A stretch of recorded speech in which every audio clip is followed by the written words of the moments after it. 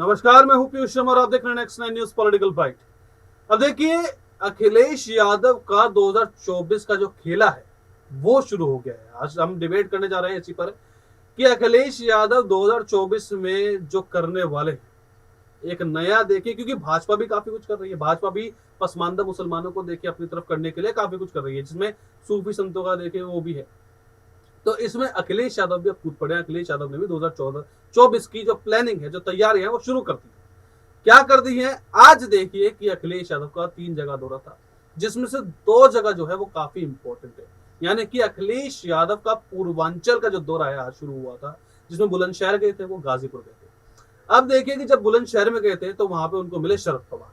शरद पवार जब मिले तो जब उनकी फोटो वायरल हुई कि शरद पवार से वो मिले थे, वहां पर वीडियोस उनकी बनाई गई थी, सोशल मीडिया पे काफी वायरल हुई थी।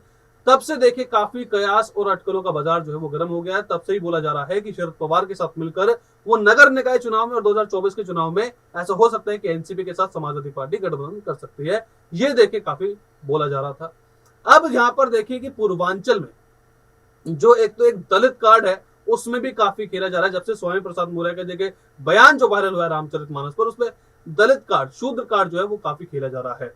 क्योंकि अखिलेश यादव काफी 3-4 बार अब बोल चुके हैं कि कहो, गर्व से कहो हम शूद्र हैं, क्योंकि समाजवादी के पोस्टर जो हैं वो हर जगह, उत्तर प्रदेश में कई जगह पाए गए थे ये वाले पोस्टर कि गर्व से कहो हम शूद्र हैं। अब इसी पर देखिए कि काफी राजनीति शुरू हो गई है। और इसी चर्चा पर, इसी डिबेट में हमारे साथ शाहजेब भी मौजूद है। शाहजेब, देखिए सबसे पहला सवाल तो मेरा यही होगा कि जब आप अखिलेश यादव भी देखे काफी कुछ कर रहे हैं शूद्रों के लिए, दलितों के लिए, बोलते हैं कि 2012 से 17 तक हमने काफी कुछ करा है, और यहीं पर देखिए कि जो भाजपा है वो बोलते हैं कि देखिए हम दलितों के लिए हमने काफी कुछ करा है।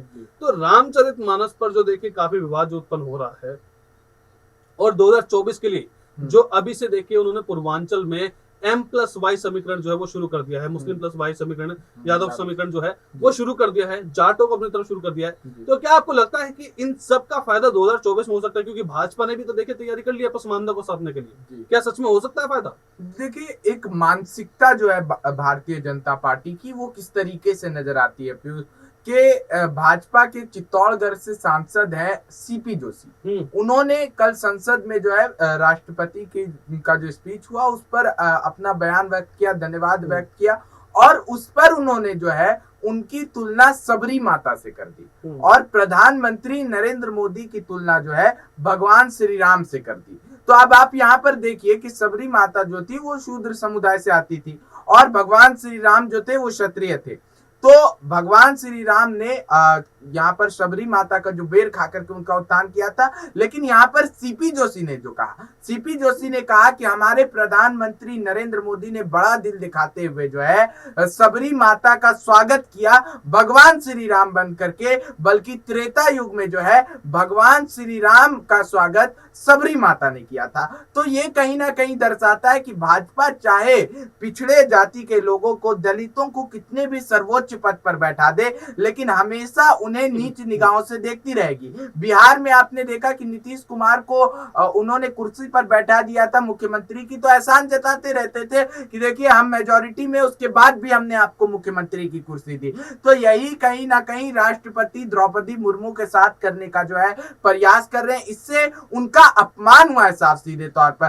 तो ये भाजपा की मानसिकता को दर्शाता है कि भाजपा कैसे मानसिकता वाली पार्टी है, और दलितों के साथ किस तरीके का व्यवहार जो है भाजपा करती है। और बात रही उत्तर प्रदेश की, तो उत्तर प्रदेश में हमेशा से दलितों के साथ अत्याचार होते रहा है, और दलित जो है, दलितों के साथ अत्याचार तो हुआ और दलितों के साथ तुष्टीकरण भी हुआ।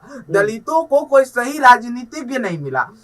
मायावती आती है दलितों के नाम पर, फिर जब दलितों से मतलब निकल जाता है तो फिर नारा देने लगती है कि ब्राह्मण शंख बजाएगा, हाथी दिल्ली जाएगा। जब लोकसभा के चुनाव लड़ने थे तो सब जो है अपने जो चोंगा बजा रहे थे काशी राम का, और कोई जेपी का चोंगा लेकर के घूमते हैं, तो उनको सबसे पहले पता होना चाहिए कि दलितों के साथ शुरुआती दौर से, जब से भारत आजाद हुआ, कोई भी पार्टी ने उनके साथ अपना बन करके काम नहीं किया, सबने उन्हें नीचा दिखाने का काम किया। इस वजह से जवाहरलाल नेहरू के कैबिनेट में भी कुछ ऐसे लोग थे जो भीमराव अंबेडकर को नापसंद करते थे। तो ये सारी चीजें देखने को जब मिलती है तो दलितों का सही रूप में उत्थान करने वाली पार्टी कौन है, इस चीज को सबसे पहले समझना होगा। क्या वो समाजवादी पार्टी है, क्या वो बसपा है, क्या वो भाजपा है? तो आप देखेंगे तीनों में से किसी पार्टी ने जो है, जो दलितों को सम्मान मिलना चाहिए, जो उनको मिलना चाहिए, उनकी तमाम जिस चीज पर उनका हक है,